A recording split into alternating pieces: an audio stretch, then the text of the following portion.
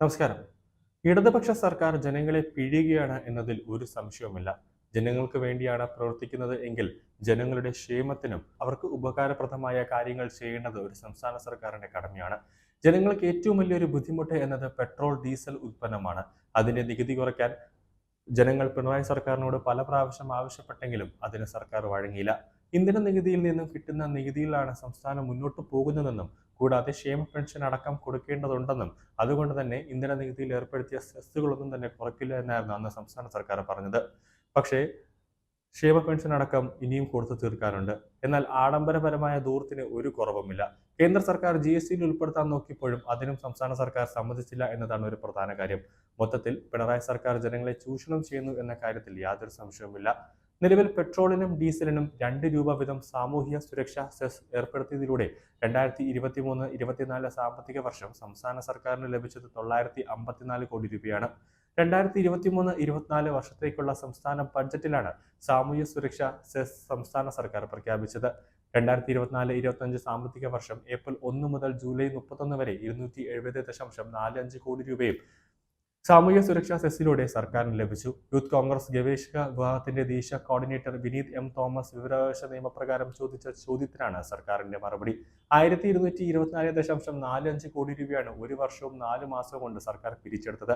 കഴിഞ്ഞ സാമ്പത്തിക വർഷം 954 കോടി രൂപ സർക്കാരിന് ലഭിച്ചെങ്കിൽ 477 കോടി ലിറ്റർ ഇന്ധനം സംസ്ഥാനത്ത് ചെലവായതായാണ് കണക്കാക്കേണ്ടത്. നടപ്പ് സാമ്പത്തിക വർഷം ആദ്യത്തെ 4 മാസം 135 കോടി ലിറ്റർ ഇന്ധനവും ചെലവായി. ഇങ്ങനെയെങ്കിൽ 2024-25 സാമ്പത്തിക വർഷം സാമൂഹ്യ സുരക്ഷാ സെസ് വഴി സർക്കാരിന് ലഭിക്കുന്ന തുക 1000 കോടിയാണ്. കടമെടുക്കുന്നതോടും അതിന്റെ കണക്കും കൂടും. പെട്രോൾ, ഡീസൽ എന്നിവയ്ക്ക് ലിറ്ററിന് 2 രൂപ നിരക്കിൽ സാമൂഹ്യ സുരക്ഷാ സെസ് ഏർപ്പെടുത്തുന്നു. ഇതിലൂടെ അധികമായി 750 കോടി രൂപ പ്രതീക്ഷിക്കുന്നു എന്നായിരുന്നു മന്ത്രി KN ബാലഗോപാലിന്റെ പ്രഖ്യാപനമുണ്ടായത്. ചുരുക്കത്തിൽ സർക്കാർ സെസ് ഏർപ്പെടുത്താൻ ആലോചിക്കുമ്പോൾ പ്രതീക്ഷിച്ചതിനേക്കാൾ 204 കോടി രൂപയാണ് അധികമായി സർക്കാരിന്റെ ഖജനാവിലേക്ക് വീണത്.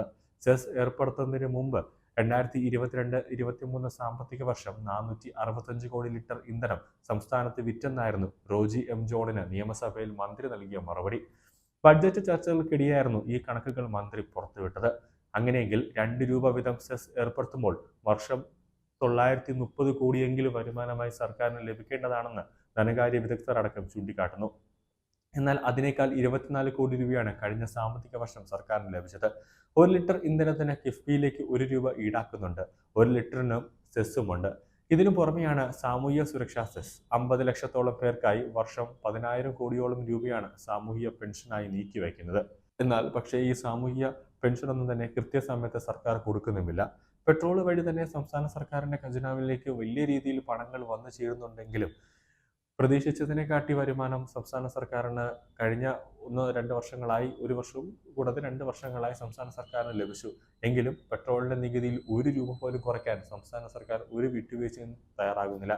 1 രൂപയെങ്കിലും കുറച്ചിരുന്നെങ്കിൽ ജനങ്ങൾക്ക് അത് ഏറ്റവും വലിയൊരു ഉപകാരം തന്നെ ആകുമായിരുന്നു എന്ന കാര്യത്തിൽ യാതൊരു സംശയവുമില്ല. കാരണം കേരളത്തിൽ വലിയ രീതിയിൽ ഓരോ സാധനങ്ങൾക്കും വില ഓരോ ദിവസവും വർദ്ധിച്ചുകൊണ്ടിരിക്കുന്നു എന്ന കാര്യത്തിൽ യാതൊരു തർക്കവുമില്ല.